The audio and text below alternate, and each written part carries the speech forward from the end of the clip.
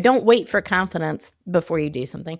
Confidence will come as a byproduct of you just taking action, getting clear on your goals, right? And understanding how precious time is. At the end of our lives, we're not going to say, I regret trying. We're going to say, why didn't I do it? I had time.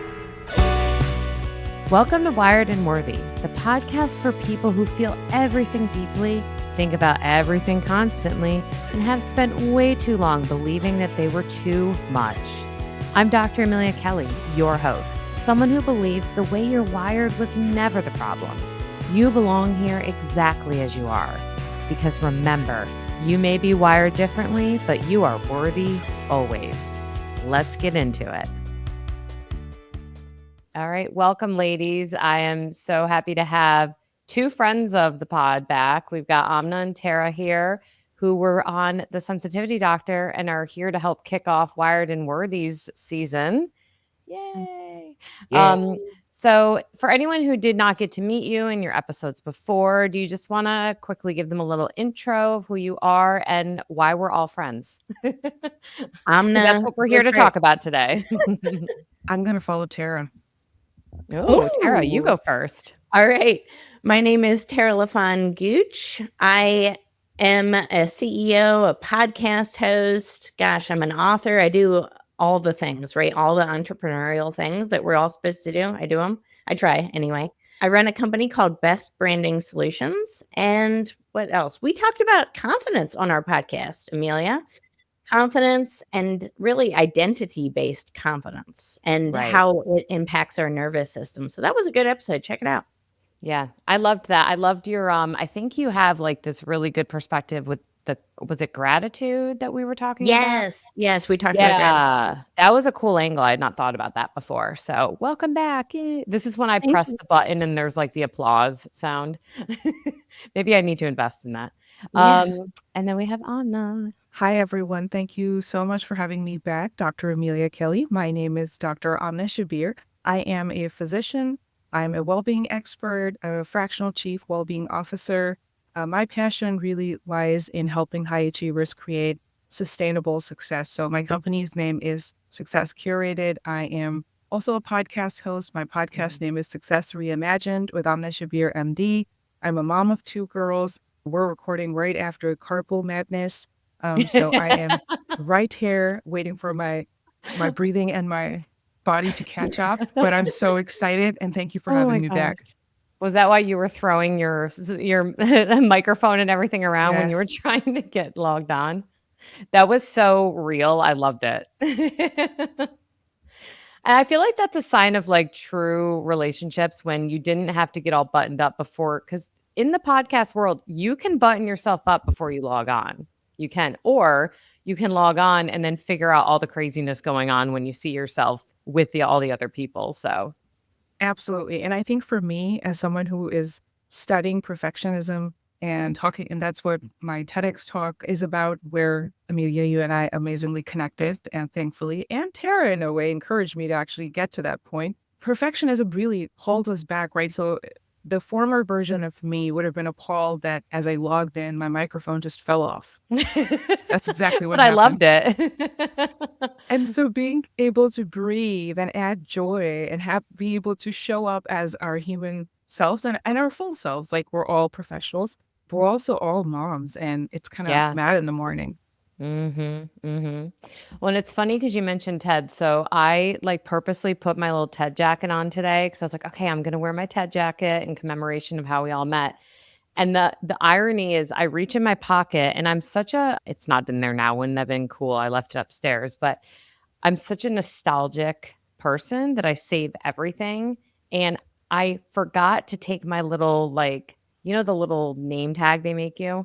I forgot to take it out before I washed this jacket. And of course, the irony, I pull it out and it's this curled up, melted, like plastic thing that says TEDx speaker, and it has my name. And I'm like, that is really ironic that, of course, I pull this mangled tag out and I'm like, okay, time to talk to these ladies. So now what I don't really know, though, because I know each of you individually and I know that you're connected.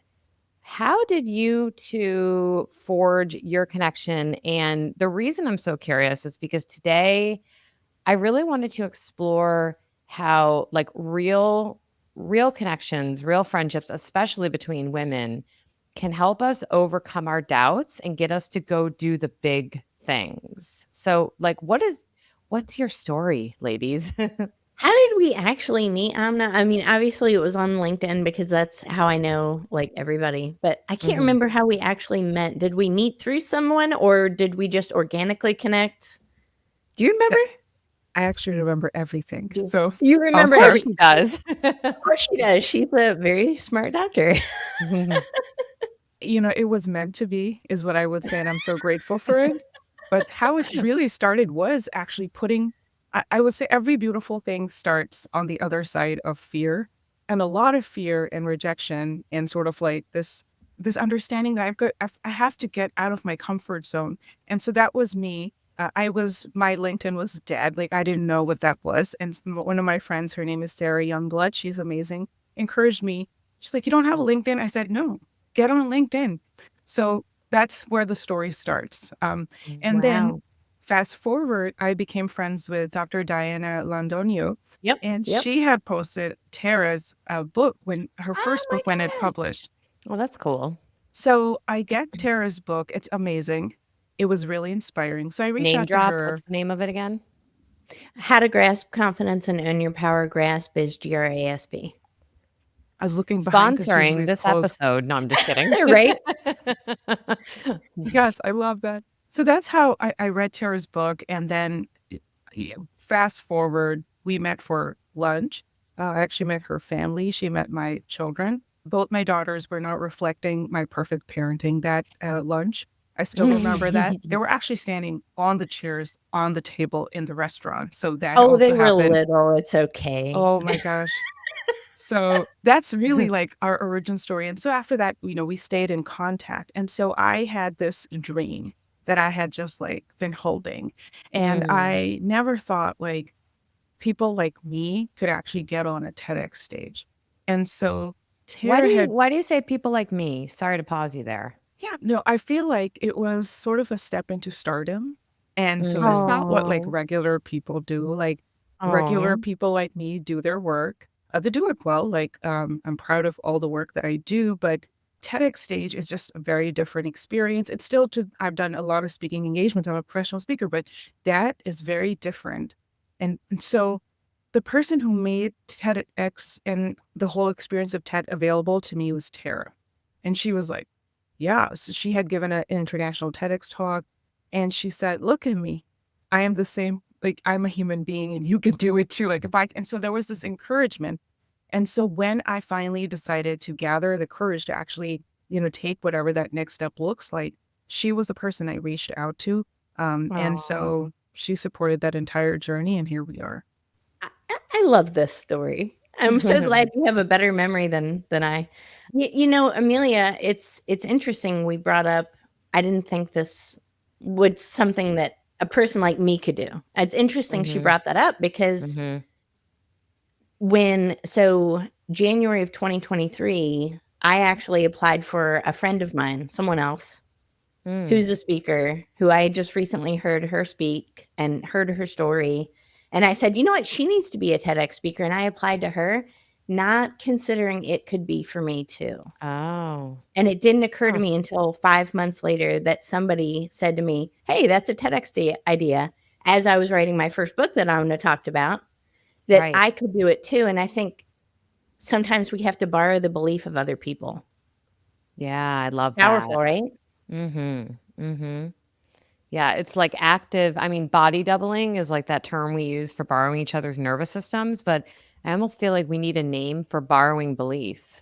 I just borrowing belief. It's so powerful, isn't it? Yeah, I This agree. is the first sticky that I ever wrote. I don't know if it's going to show up clear, but for the audience members listening, it says because it's my story.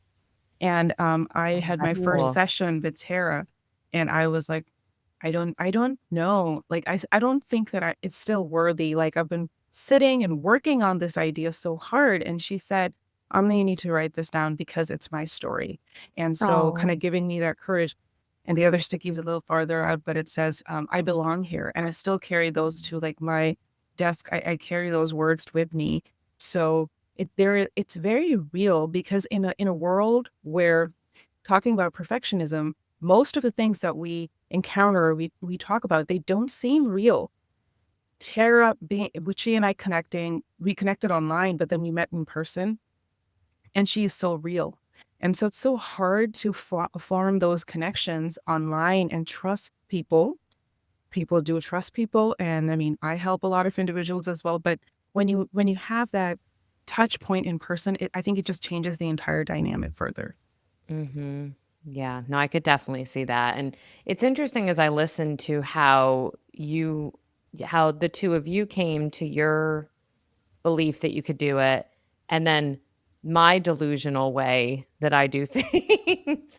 That's not a bad Where, thing. what was that? It's not a bad thing to be a little delusional sometimes. No, I think you remember that term Delulu. I remember Yeah. I was doing like some sort of, I don't know, book campaign for one of my books, and my publicist reached out and is like, "Can you answer this question for this magazine about Delulu?" And I'm like, "What the heck is this?" Like, I was like, "This is a weird," but there's something to it.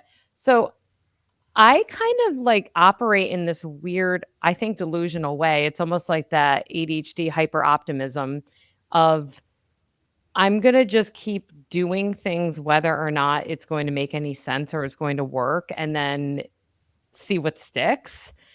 So I think Amna knows I applied so many times. I applied for years. I put in the year that I finally got picked, I put like 2 different applications in. I just kept, but this is where I need the support. It's like the initial delusional idea gets me to the starting line. And then, as Amna knows, because she was a big part of helping me when I was renaming and rebranding Wired and Worthy and finding what I wanted the voice to be, it's like I get myself to the starting line and then I'm like, oh crap, now what do I do? Mm, And yeah. that's when I need to reach out. And I almost have like these little, I called it my critique circle, where it was like you, my 2 besties from home, my mom, my really neurospicy friend Laurel, who's super creative, kind of Andrew, um, and Camille, our shared producer that we both have. It's like I knew what I really wanted, but I had to keep touching base and almost getting temperature reads. And it's not because of I don't think it's driven. Actually, Amna, do you think it's driven by perfectionism, or do you think that my need to constantly like have buddies along the way is driven by something else?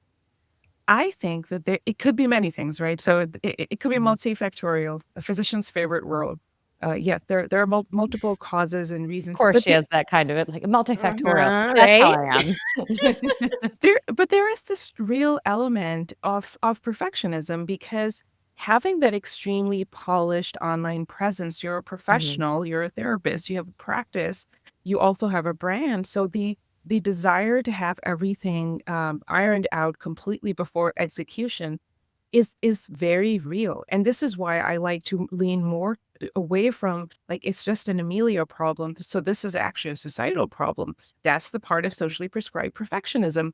The whole world expects you, Amelia, to be polished and perfect and have everything ironed out before you come online, right? And so I do agree that there is that element. And then the second part, this very real human need of having community. And I say, why not have fun when you are doing all of these, activities? And for me, I agree with you as well. I think getting to the finish line, there are only a handful of people that get to a finish line. And I feel like you reach your ceiling, right? So if you invest in the right people, whether it's Mhm. relationships, friendships, a professional help, those are the serious people that get serious results. That's the difference between just having frantic ideas and then actually getting, and we're recording right now. And so for me, we just took an example of how Tara helped me, or, with the TEDx thing. I needed to be carried to that finish line. The idea was mine.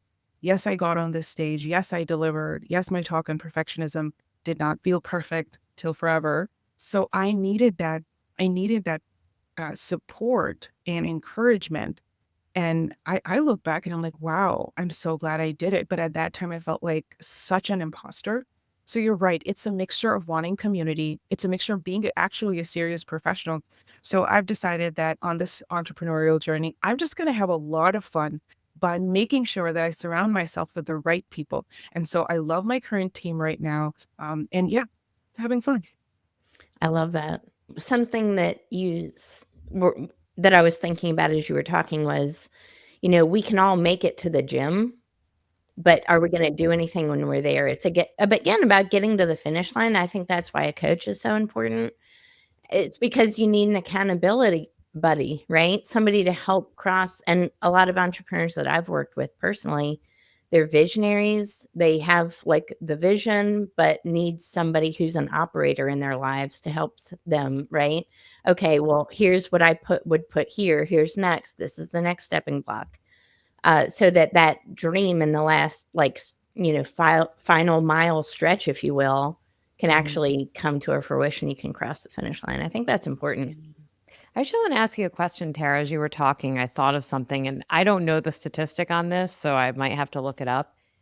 Do you think there's something to be said for like women who are looking for coaches who tend to always want to work with women? Do men tend to want to work with men? Is there something to this? Like, do you think there's a reason or a purpose to that? Because I'm noticing a little bit of a trend as I'm thinking about it. Oh, that's interesting. I would say I'm, 50-50. I work with men and women. But on the TEDx coaching specifically, most of my clients are female. So obviously, we have a branding agency. We do more than just TEDx. I do TEDx, as far as private coaching. Almost all of my clients there are female, but then everything else is kind of a mix. So I think it just depends. But I would say most of our clients, again, it's the level of support. It's about not just having somebody that can implement something, but somebody that, again, you can believe in or borrow their belief the whole way. It's very much business meets personal development and a relationship. A relationship with someone you trust, who is going to go to bat for you, who Yeah. is going to help you get to that finish line. It's not just about accomplishing X goal, it's about the help you have along the way. Yeah. So I want key. to add something to that. Yep. Mhm. I'm going to jump right Yes. in here. Yeah, 'cause I do have it. very strong feelings. It's so that funny when you have 3 podcast hosts I know, doing right? the show. That is true. Tara and Amelia, I have decided that I want to be surrounded by people that are brilliant and that know more than me, but also that I can connect with. And there's things that have happened in my life right now. And same as Tara, like when I'm coaching and working one-on-one with individuals, or I go to organizations and we're doing like workplace well-being related work.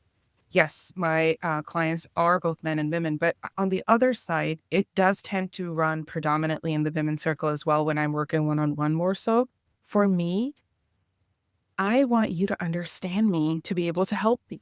And so there's something, the invisible That makes sense. social cultural load that I carry. Like all I had to say was carpool, and both of you are like, yes, Yeah. yes, girl. I know what you're talking about.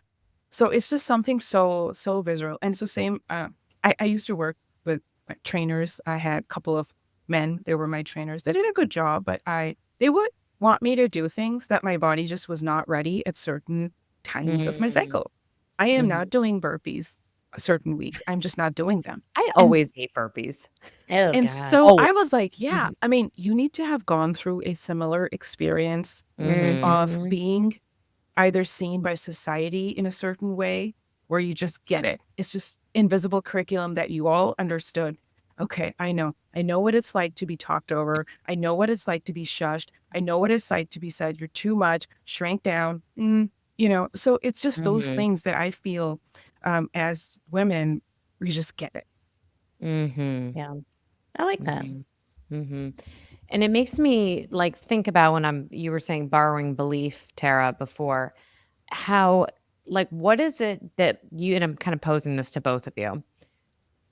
What do you think it is about being able to borrow each other's beliefs or being like, yes, I see you, I get you, that allows us to start diffusing? I had mentioned rejection sensitivity when we were first chatting this morning, because rejection sensitivity as it is it's a false belief. It's not a true belief. It's a false belief of the anticipation of perceived criticism.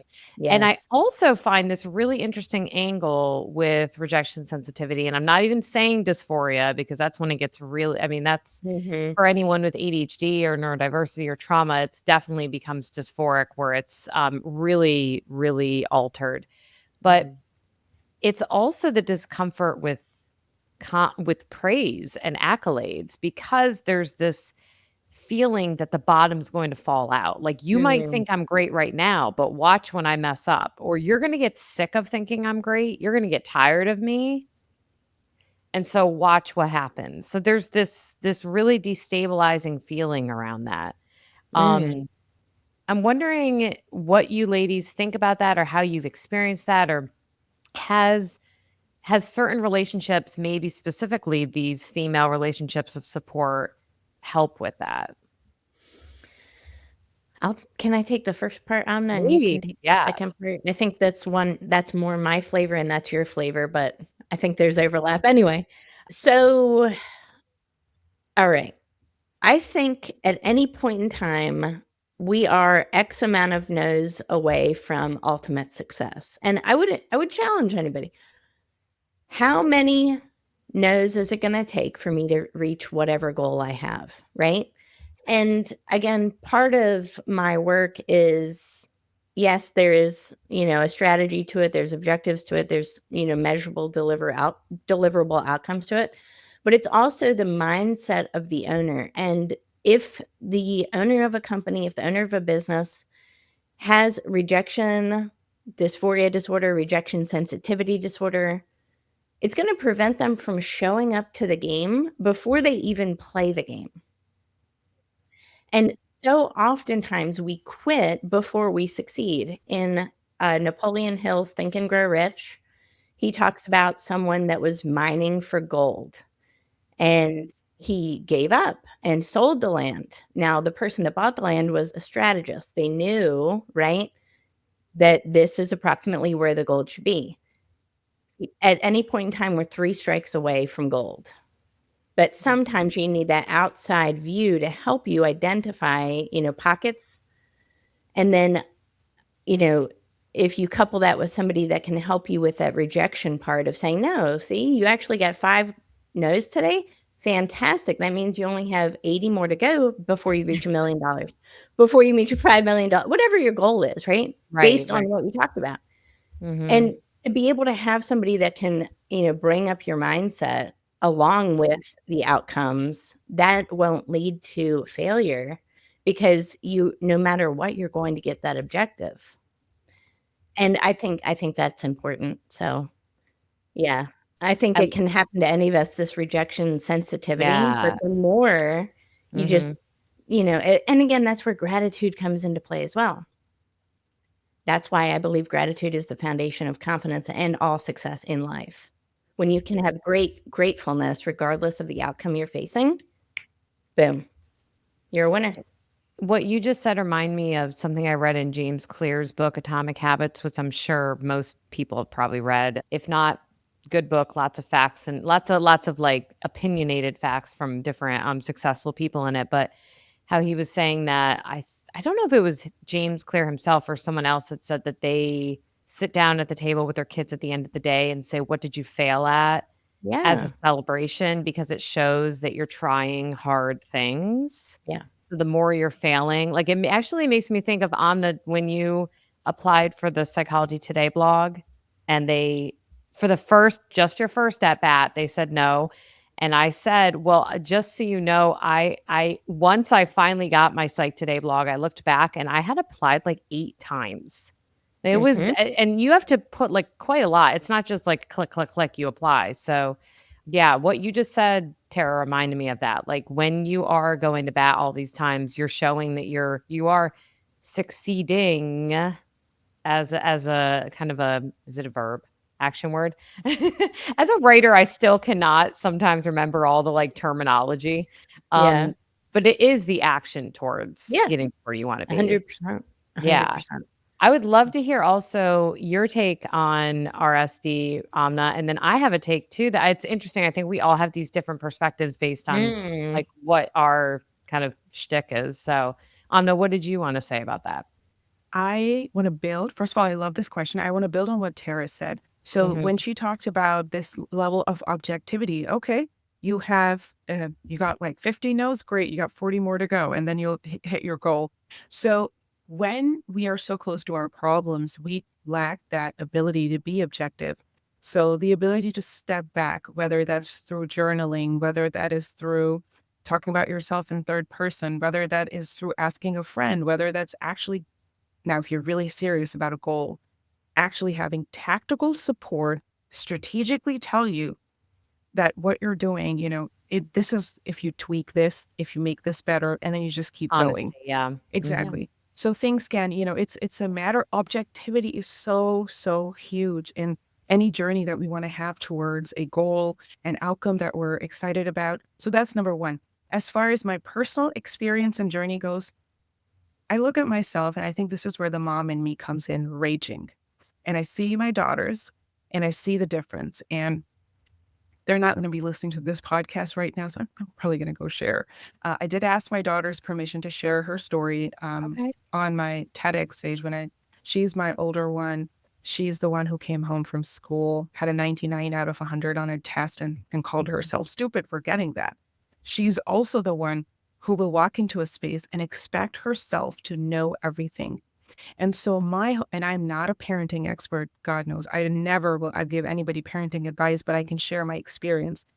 And my experience after studying perfectionism and all of this is if we can teach our children how to deal with rejection and failure, because Yes. winning, sure, and does not mean you downplay the wins, but it's all about how do you handle yourself in rejection? How do you handle yourself in failures? What do you do? That is everything. And if I learned that myself, that would be amazing because I remember walking out of many exams, like falling apart. And then my report card would come back and it would be 99 or it would be a 96%. And my dad would be like, why were you hot mess express when I picked you up? And I truly would feel like the sky was falling because there was this Mhm. one MCQ I wasn't sure 100% about. And that Mm. was me all the way. And you cannot have that mentality and have longevity in life and goals. So Mhm. ultimately, at the end of the day, if we can teach our children how to be rejected, how to know that Mhm. everyone is not going to like us, how Mhm. to show up still with grace, sportsmanship, be a team player, I think that's huge. And so we don't do a good job of it. And I know I'm harping on about perfectionism, but that's really where it comes in because our children are internalizing. We know data shows us that all types of perfectionism are rising, but socially prescribed perfectionism, which is the belief that the whole world expects you to be perfect, is rising the fastest. It's rising the fastest in young adults. There's a 2017 study done by Dr. Thomas Curran, who also has another study going on. I had the privilege of interviewing him directly on my podcast. And it shows that the number from the older study is that young adults up to 33% of them expect themselves to be perfect, to be accepted by society. And when you Mhm. talk about that, there's no room for rejection and there's no room for failure. And that is such a dangerous place to operate from. Yeah. My goodness. And I actually have a question to ask you. What were you afraid would happen with missing that one question on the test? It was it. It was this classic all or none thinking. My Mhm. dreams are ending. Society shall reject me. People will finally Mm. realize I'm not that smart. Yeah. I'm not Yeah. that smart. I just work really hard. And since I was so young, um, and that would be it. And my worth is so conditional on that one MCQ. My entire life hinges on this.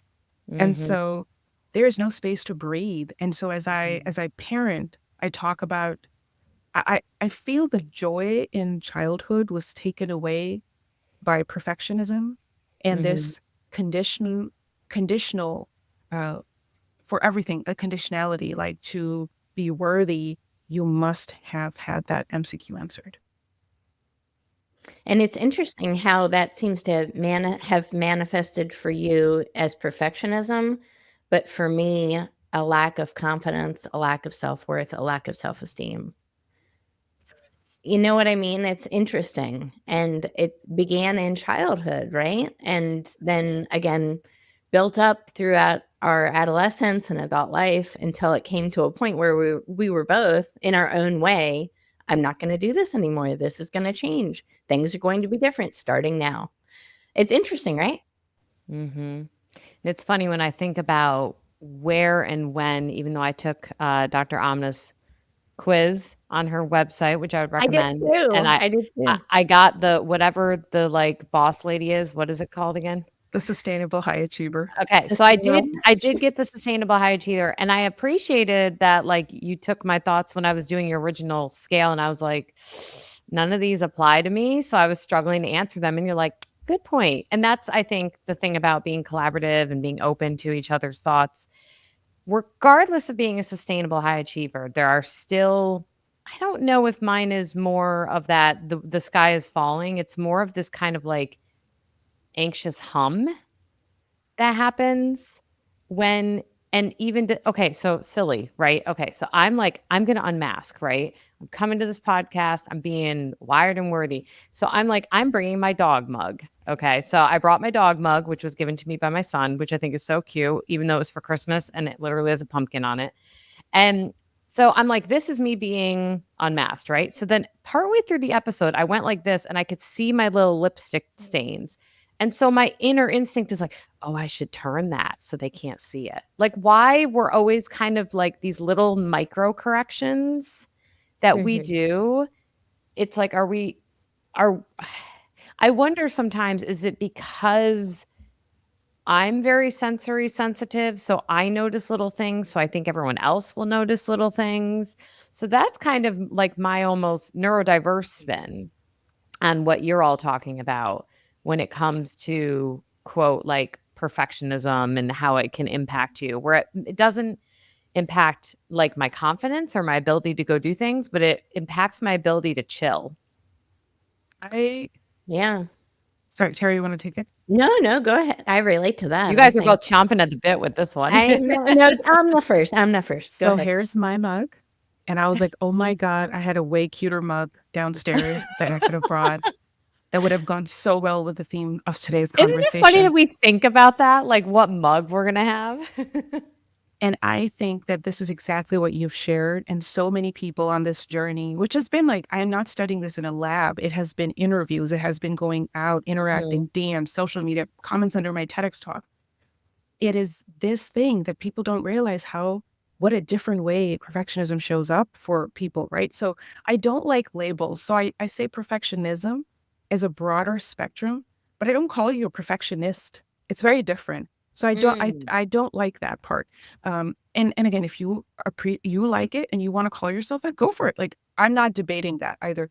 But it's that small thing, censoring the thing, constantly self-censoring, constantly editing yourself with these micro and macro moments. And you're right. The inability to access joy is so real.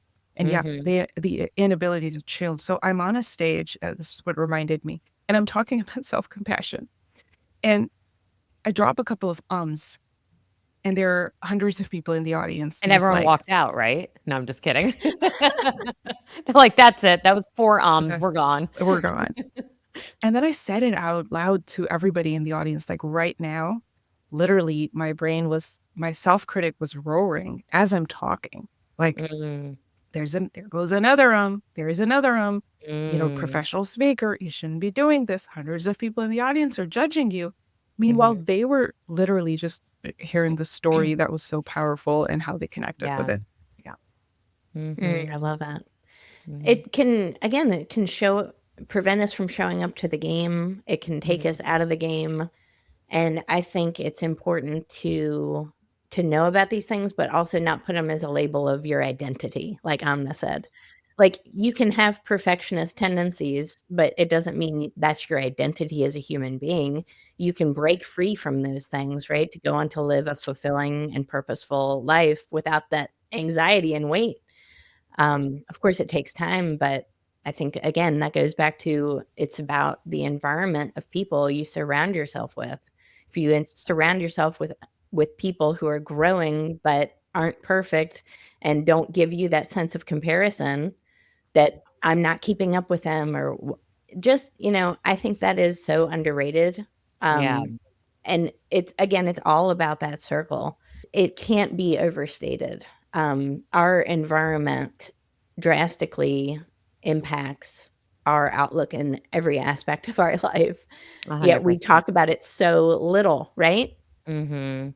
Well, and that's actually a perfect segue into my take on rejection sensitivity, but I had gotten sidetracked with my lipstick on my Oh, cup. I know, right?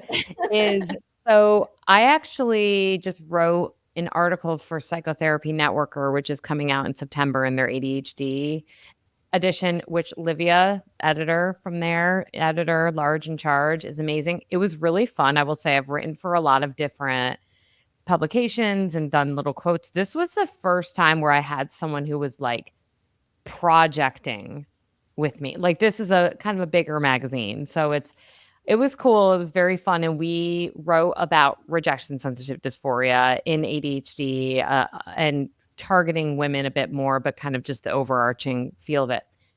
I digress. The whole point being, what I have seen with rejection sensitivity reminds me of what Amna was saying before about the sky is falling. And also Mm, reminds me of, Tara, what you were saying about self-esteem. yeah. When we think of the sky is falling, it's a very black or white statement. When we think of self-esteem, it's a very kind of ego dystonic statement, like of who I am and the worth of who I am. These Mhm. are also, I'm not saying either of you have PTSD, but these are also trauma responses. And Mm, right? absolutely. And so when Yeah. we look at this is fun having someone on both sides. I'm using my hands like to point at both of you. Um, we should do three-way I know, conversation right? for I like it. but that being said, what I have recognized is that some of the same ways that you treat like the fear responses and hypervigilance in trauma work is really applicable to rejection sensitivity because in my opinion, it's hard to say. RSD, we'll say that. RSD is not thoughts. RSD is a physiological response of fear to the thoughts. I see Ooh. it on a much more physiological level. And so the nervous system is so impacted by the fear of rejection that we respond as if it is a potential trauma. And because Yeah. of that, we're talking about borrowing people's beliefs, borrowing the nervous systems. And I have seen this in my ADHD group. This is the only place I've worked with women for years who have ADHD and trauma. And I'm saying, we'll say one case of like a woman that I've worked with for years, and they have made progress in our work. But the weird thing about our work, me and this hypothetical woman, we're too safe. We're in a dynamic where I challenge my clients a lot. I'm very upfront with my clients, but I am so there for them. I am so objective. I am so safe to some of them that sometimes they're not flexing their fear muscles as much with me. And they have to do it out in the world. And sending them out into the world to the den is sometimes too overwhelming. So, in a group, for example, like my ADHD group, they get to come in and experiment with unmasking and experiment with being imperfect. Like, for example, when Amna showed up and was throwing her microphone across the room and we're laughing and we're like, we see you, girl. Like that has such a corrective potential for our response on a physical level to the fear of rejection. So that's the lens I see it through. Thoughts? Mm, I like that. Yeah, Amna, what do you think? Have you experienced rejection sensitivity? And how is that something that you've overcome? I know it's something I've overcome as well, but I would love to hear from you, Amna. Yeah, I think that it's definitely a before and after. So I love the way you phrased it, Amelia, and I love the way that you brought in nervous system regulation in it. I was 2 days ago telling my husband that I am at a different phase of life, and I feel that finally my nervous system is catching up. Oh, I love that. That Finally, is it so Welcome, nice. girl. Yeah, thank you. welcome. Finally, it realizes that there is not a threat, literal threat on every corner. And finally, it knows that, oh, if I sit down, I'm not going to be penalized for sitting down. And if I take a deep breath, like rest was disallowed. And that's something that a lot of women from South Asian cultures can relate different things, like resting, you immigrant, you know? So it's kind of like that phrase. And then, so what does that do to your nervous system? And so that's one part of it, right? Then there's a culture of medicine in which I grew up. My parents were both physicians. And then I became a doctor. And then I became an entrepreneur after that because I was like, okay. So then I feel nervous system has such a big role in the way we deal with rejection. And at this point, I'm actively right now putting out my book proposal and getting rejections. And so Sorry. I'm I'll just take the like, clapping away for the it's rejection. okay. Because why not? I appreciate that response because that it means that I'm putting myself out there. And the Like system, Sarah was saying yeah. before with the And the system is 40 out doing of 800 bats or whatever. exactly. And the system is doing what it does, right? And Yeah. so finally not losing my mind completely, like I did with that MCQ, that I can Mhm. finally like be okay with it. I think that that's great and finally letting it catch. But otherwise, I do agree having had exposure to trauma. So there's that part of it, there, whether that's vicarious trauma, whether that's Mhm. direct trauma. Um, I always like to, the label that I like to carry is more towards the post-traumatic growth because objectively I've had a lot of post-traumatic growth. Yeah. But yeah, rejection sensitivity is so real. And that's where my thing is like, I definitely don't want to hand this over to my children. Oh, yeah. I relate to that so much. And I love how you said post-traumatic growth. Like, we can get stuck in the trauma, and our nervous systems get stuck in the trauma, and every day it feels like we're reliving the last 6 months of our life over and over and over. And we can also experience the growth after that. And it's goes back to, of course, this is physiological, but there's also some mindset in there as well. It's, you mentioned the term Amelia Delulu, right? Yeah. Like, gaining a little bit of healthy delusion, like, you know what? Instead of thinking everything is conspiring against me, what if everything was conspiring for you? I love that. And, when your nervous system and mindset catch up with each other, that's when I feel like, you can be in a zone of almost miracles. Clients start to become attracted to you, your business grows, your personal growth goes, your goals, all of those things that were once rejections that were closing a door, all of a sudden open. Oh, we just hadn't had time to get around to this and found you. Or that's like how it happens, and you're like, but wait, I didn't put in effort this time. But you did all the You time leading did. up. Yeah. That's right. But Isn't it it seems to funny how, be like, when we in get your the life. thing, it's like, "Oh, that was too easy," and it's like, "Well, what about all the years Right. leading up to that?" Yeah, exactly. And it's compounded effort consistently over time. And then when your physiological body, when everything catches up to it, and that's when you can experience like more peace and security and less anxiousness and attachment. Yeah. Amelia, I want to double click and throw another question to Tara from an observation that I've had of her, journey. Go for it. Having Let me grad- learn the things. Yeah, Oh, I mean, no. I might throw some behind the scenes stuff right here All right. online. All right. So let's see if this Cue makes the it to the final B-roll. No, episode. I'm just kidding. I've seen her, my outside observation and why I was drawn to her work and her like tremendous work ethic, like to be very frank with you, going above and beyond when she serves her clients. Like the word I would say serve, like literally. I mean, you feel like, oh my gosh, like I feel like I need to be doing more for her. Like she's doing so much. But it's really her journey. Like I feel that the words that come to my mind, if somebody asks me how do you describe yourself, and I say, I am tenacious and I'm gritty. And the only other Ooh. person that comes to top of mind when I'm talking about this is Tara, because like I would love your thoughts, Tara, like going through, if I actually pull up like extreme childhood adversity, And what keeps you, like, how do you get yourself out of that rejection zone? Like, I know you shared a little bit more, but there is something. I mean, How'd you how do many it? times, like, not getting knocked down and getting right back Yeah. up in real time? Yes. Oh, thank you. You're so awesome. I was a little nervous, but I feel better now. So Um, yes, I think again, everything was conspiring for me, right? And all of those past events that were traumatic. And I did have a traumatic childhood. I've been very open with it because I want people to see you can go from wherever you are to wherever you want to be. So my goal is to show that journey, and I wouldn't be able to show that journey and help guide others if they didn't know my story.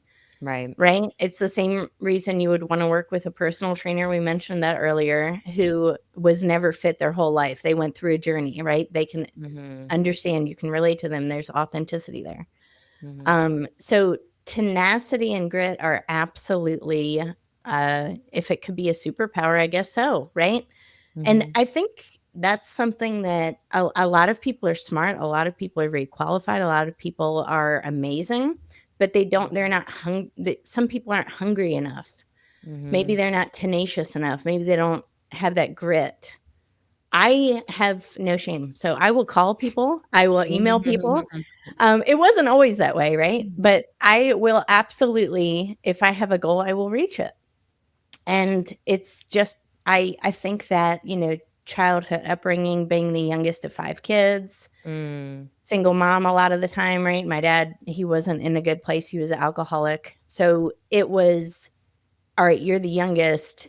You don't have a place. You better make one for yourself. You better carve out a niche. Carve Can out. you say that again? What did you have to do? You had to make one for yourself, right? Yeah, I had to make one for myself. I didn't have a place. My brother was really Yeah. smart. He's the engineer. My other brother's an accountant. Who was I? Tara, you just absolutely hit the bullseye on why you've got grit. And I'm gonna tell you my quick little I love therapist it when she gives me, like, the breakdown, the therapist breakdown. therapist breakdown. We need a little therapist breakdown and then have Therapist some breakdown. overlay music or something. Um okay, so here's the thing. I'm sure you guys have probably heard this term before, but what you just said showed it in real time. It is the difference between internal versus external locus of control. Ooh. Okay, so research shows that people who naturally, and this is from childhood, this is generally kind of a state trait personality quality, but the good thing is that anyone listening can manufacture this for themselves with intention. It's, does the world happen to me or do I happen to the Ooh. world? Ooh, I love that. And people can go through the same trauma journey. And Yeah. if they happen to the world, their outcomes will be very different. A really not traumatizing example I've given before is that I got waitlisted into the master's program I wanted to get in, basically because I applied late. I should have been waitlisted. But I had some backup schools. I called them every day for 2 months straight, inquiring about the status of my application, to the point where the bursar officer, whoever I was speaking to, eventually was like, Amelia, we don't know yet. I didn't care. I was going to keep calling. And that's an example of making the thing happen, of external locus of control. So someone listening may struggle with confidence or may struggle with that internal idea that they can happen to the world. But if you say you're in a situation, you're in a trauma, and you've got to find your grit, and it's not a natural thing for you, you can ask yourself, if I happen to the world, if I had a natural external locus of control, what would I say or do in this moment? I would say or do this. What would Tara do? I would say or do this. And then you go do it despite being uncomfortable by it, because doing that over time changes our neurology around our idea that we can happen to the world. You can also see how trauma and taking power away from children takes that away from them. So you naturally have that. Yes. And, this is where visualization comes in as well, where we can mentally rehearse. It's really easy. Like if I asked you guys or your audience, and if I said, go ahead and just mentally rehearse the worst day of your life, it'd be easy. You'd be like, all right, yep, Yeah, here's like, all so the easy. horrible. So we Yeah. can really go there pretty easily. Yeah. Or we can flip the script, become the main character in our own story and say, you know what? I'm actually going to script this for myself and how I want it to go. Whatever that is, before you go on a podcast interview, how do I want this to go? Before I call someone, this is how it's going to go. You tell yourself a narrative that you want for an outcome you desire. And And make it instead of happen, I should say. yes, and instead of catastrophizing, which I used to be an expert at, right? Professional catastrophizer, but I'm not anymore because I've learned a different narrative, and the power of visualization, the power of belief or borrowing belief from someone else, the power of gratitude, the power of personal responsibility. Those are all grit. And I want to add something to it, which came to my mind as you were both making those beautiful reflections. I was recently reading a book by John Acuff. It's now he has another book coming. It's called Soundtracks. And in the book, he mentions another person, and I've totally forgotten, but the phrase that was it stayed with me. Everything is always working out for me. Yep. What if you said that? And Everything. I've started saying that. Everything is I like always that. working out for me. Always. And I know that, Amelia, you're a therapist. I'm a physician. Tara's a professional. We're not talking about, turning serious mental health issues into Right. We're not talking toxic positivity. Yeah, this is not abbreviating it into a pop culture conversation. But there is something to be said, and I am living proof of that. I will tell you this. My brother sent me a picture of, Tara, you mentioned visualization. Where I sat and I studied for years, my room, I had cut out pictures of places in the world that I would like to visit, and not like places like I want to go, for example, visit the Eiffel Tower or like the Seven Wonders or something like that. Those were just nature scenes, like a beach or like a meadow with sunflowers. And he sent the picture, and he put the beach picture I had sent to him later. He's like, do you realize these are the exact pictures? It was literally the exact picture that I had cut out of some magazine when I was in, I don't know, maybe in 5th grade or younger. Wow. And it was the same. And he's like, Wow. congratulations, like you're actually hitting those benchmarks you set for yourself. And last year we were traveling in Spain, and I crossed this beautiful field of sunflowers. And that was like an exact picture that I had in my mind since I was a child. That's So there's so something cool. to be said to like leaning into these conversations, visualizations, positivity. But yes, like that's why there are actual mental health providers where you can go and access help. And that's like, that's different. It's like, why not? Yeah. Like, why not be positive? What's the point of not being positive? And I mean, if you look at I don't know if you guys saw that really amazing TED Talk, The Upside of Stress. I think it's Kelly McGonigal's, our perception of our emotional states has a direct impact on our immune system and our longevity. So if you see stress or adversity as like a growth or a stepping stone, or I am stressed because it's helping me perform, it actually increases serotonin, it increases your immune response, it decreases your inflammation.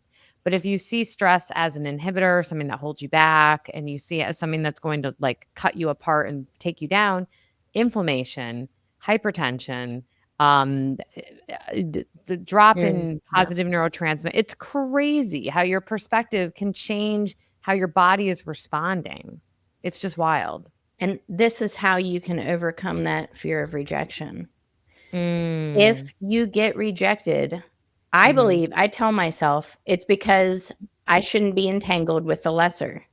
This is just freeing me up for the bigger and better thing that's ahead.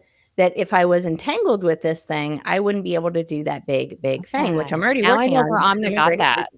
She said something to me like that once when I had said something about something not working out. Now I know where she got that from you, Tara. It's the Science of Getting Rich, published in 1910. It's not my original, but I do read that book a lot. But in that book, it does say that, if you do get rejection, the only real reason for failure, and if you believe that the only real reason for failure is because there's something bigger ahead for me. You will never actually fail. You will never actually feel rejected. And you're telling yourself a narrative that it is true. Even if you don't believe it when you start it, you'll start to believe it because you're going to start to see your life responding to it. I 100% see that. And I'm curious, I feel like we could literally talk for another hour about I this, but know. for the Gosh, sake of people's all day attention podcast. spans, yes, I know. It's I have a thought for us to kind of seal this all up. If there's someone listening, I'm thinking of, for instance, it's weird as a therapist. Sometimes I'll have these themes where multiple clients come in the same week. I don't know if it's like Mercury rising or the moon or whatever. Everyone's on their same menstrual cycle. I have no idea. But where everyone has like a theme coming in one week. So last week, I had 3 of my neurodiverse women who are all, in my opinion, twice exceptional. So really high, IQ and creativity. Yeah, also ADHD, one of them ADHD. So all 3 of them, they don't know each other. Every single one of them came in last week. One wants to start this like functioning family farm. Another one wants to start kind of like a nature play space that's almost like Holland Stone. If you've seen it out in East Raleigh, it's really cool.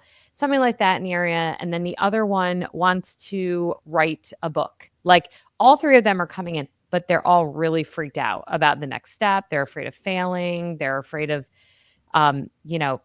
what's going to happen when it all falls apart. Like they're kind of, as you were saying, catastrophizing. If you were going to speak to those women directly about what they can do next based on what we've talked about today, what would you say as kind of our I don't know, our party favor, our ending gift? Break everything up into ridiculously small steps. Okay. Ridiculously small. Ridiculously small. Wait, no, I'm just kidding. Yeah. So if your goal is to write a book, what's the title? What's the title? You have to define it. And then the next day or whatever, or hour, whenever you want, okay, now what would I say in the chapters? How many chapters? Start writing.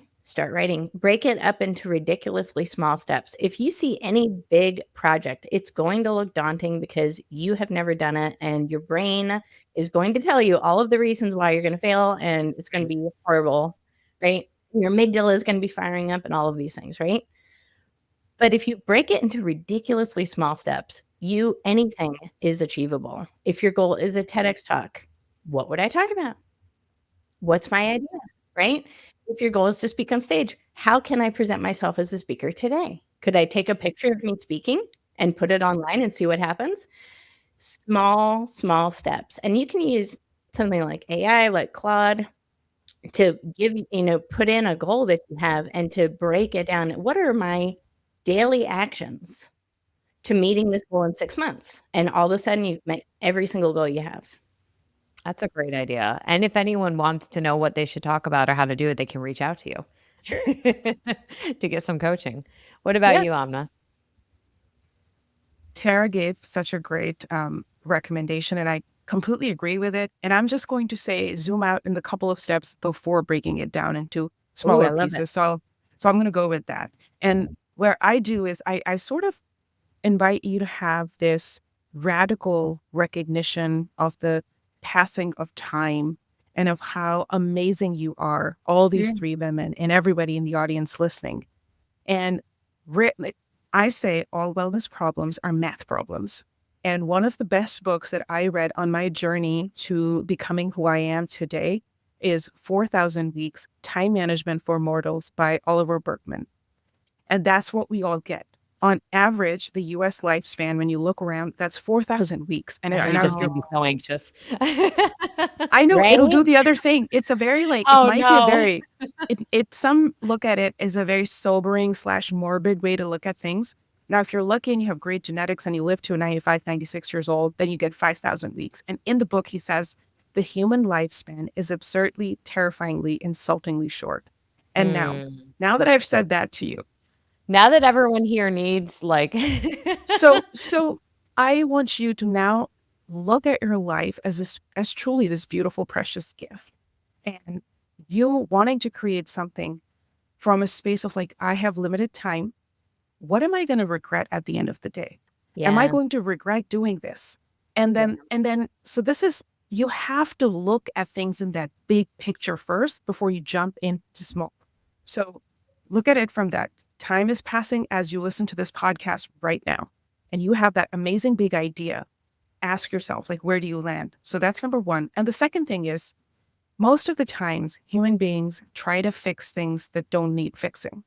Now, I'm not asking you to dismiss that anxiety, that fear, that very real, visceral, physiological response that you're having. You're talking to professionals and you're listening to professionals right now.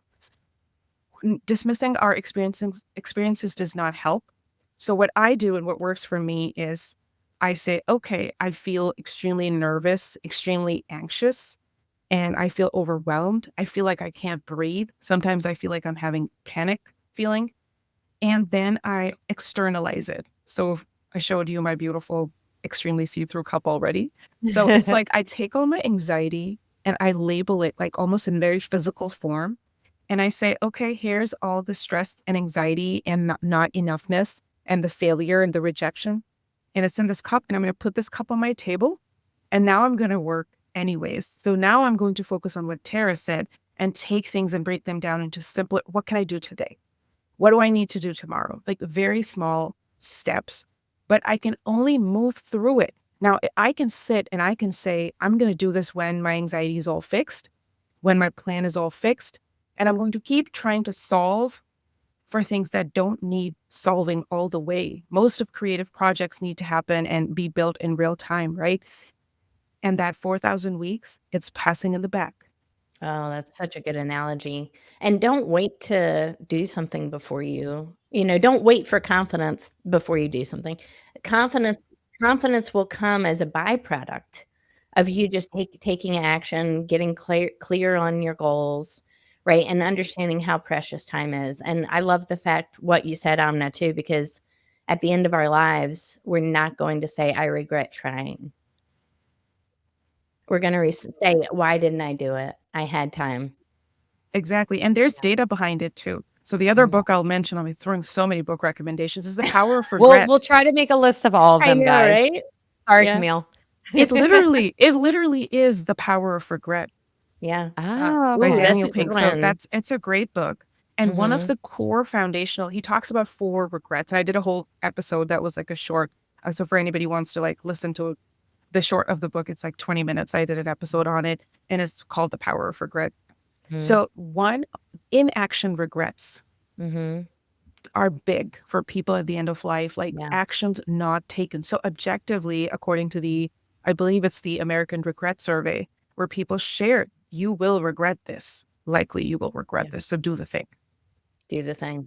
Do the thing. Oh Be my proud of goodness. yourself. You guys are doing the thing. I love like a big highlight from each of you. I love each of the things that you said because I could not agree more with the name the thing. That was actually the one who wants a functioning farm. I asked her what was the name for it. She said, I don't know the name yet. I said, sometimes just the creativity behind naming something, or it could be like a mission statement, whatever it is, it starts to form an environment for that thing. So I love that.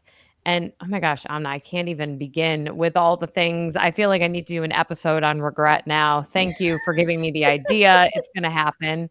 This was super fun. I expected nothing less, truly, because like I said, I've had you both on before. Tara, we need to like meet in person when I'm not doing a TED Talk, by the way. Yeah, for Because sure. I think I got to kind of quickly meet you, but coffee date for sure. All 3 of us. We need to make it happen. But for everyone who listened and is like, I have got to keep up with these ladies. Where are they? How do I find their things? How do I get support from them?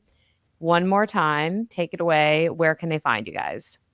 You can find my company at www.bestbranding.solutions, Best Branding Solutions. We help thought leaders, speakers, authors, experts, physicians become the best known in their industry.